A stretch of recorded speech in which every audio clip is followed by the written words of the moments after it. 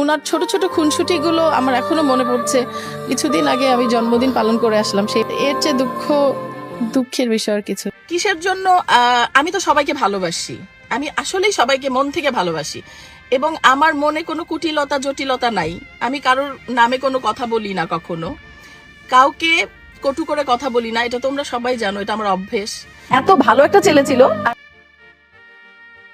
এবার স্বামী অনিক মাহমুদের ব্রেন স্ট্রোকের খবর শুনে অঝরে কাঁদলেন চিত্রনায়িকা শাবনূর। সিডনি থেকে ভিডিও বার্তা দিয়েছে এ নায়িকা।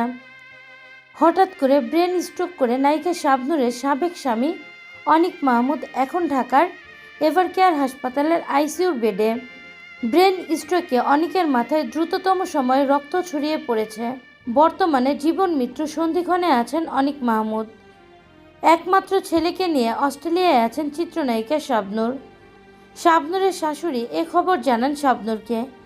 খবর পেয়ে কান্নায় ভেঙে পড়েন চিত্রনায়িকা শাবনূর। সাবেক স্বামীর অসুস্থতার খবরে শাবনূর বাকরুদ্ধ। শাবনূর বলেন, অনিক আমার ছেলের বাবা, সে হিসেবে আমি তাকে শ্রদ্ধা করি, সম্মান করি। হতে পারে সে আমার সাথে অনেক খারাপ ব্যবহার করেছে, সে কখনো আমার আইজানের খবর পর্যন্ত নেয়নি এবং আইজানের ভরণ পোষণও দেয়নি। তাতে কি হয়েছে? তারপরে আমি চাই আইজানের বাবা পৃথিবীতে বেঁচে থাকুক। আইজান যেন তার বাবাকে বাবা বলে ডাকতে পারে। অনিক আইজানের বাবা, এ কথাটি আমি কোনোভাবেই অস্বীকার করতে পারবো না। আর আইজানও তার বাবাকে অনেক ভালোবাসে। দেশে গেলে মাঝে মাঝে বাবা ছেলের দেখা হয়, ফোনে প্রায় সময় দুজন কথা বলে। আমি ছেলেকে কখনোই অনিকের কাছ থেকে দূরে রাখিনি। সে যখন আইজানের সাথে দেখা করতে চেয়েছে আমি তখনই দেখা করিয়েছি। শাবনূর আরও বলেন, অনিকের সাথে আমার সংসারটা টিকিয়ে রাখার জন্য আমি অনেক কষ্ট সহ্য করেছি, কিন্তু শারীরিক ও মানসিক নির্যাতনে আমি বিপর্যস্ত হয়ে পড়ি। তারপর কোনো পথ না পেয়ে আমি ভিন্ন পথে হাঁটতে শুরু করি। আইজান গর্ভে আসার পর থেকে অনিকের মধ্যে একটা পরিবর্তন চলে আসে।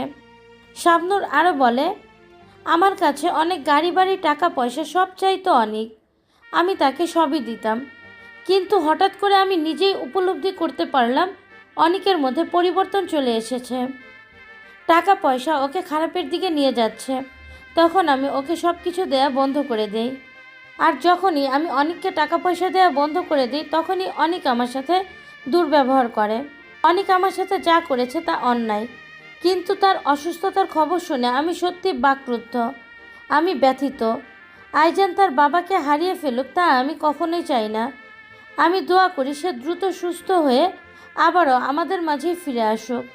আমি যত দ্রুত পারি দেশে এসে আইজানকে তার বাবার সাথে দেখা করিয়ে দিব। শাবনূর ভালোবেসে 2012 সালে অনিককে বিয়ে করে। 2020 সালে তাদের মধ্যে ডিভোর্স হয়ে যায়। শুরুতে তাদের জীবনটা ছিল খুব আনন্দময়, কিন্তু আইজান পেটে আসার পর থেকে ধীরে ধীরে অনিকের মধ্যে একটা পরিবর্তন আসা শুরু করে। মূলত এ কারণেই শাবনূর অনিক মাহমুদকে ডিভোর্স দিয়ে গত 6 বছর ধরে আইজানকে নিয়ে অস্ট্রেলিয়ায় বসবাস করছে। প্রিয় ভিউয়ার্স, এ নিয়ে আপনাদের কোনো মতামত থাকলে অবশ্যই সেটা জানিয়ে দিবেন আমাদের কমেন্টের মাধ্যমে।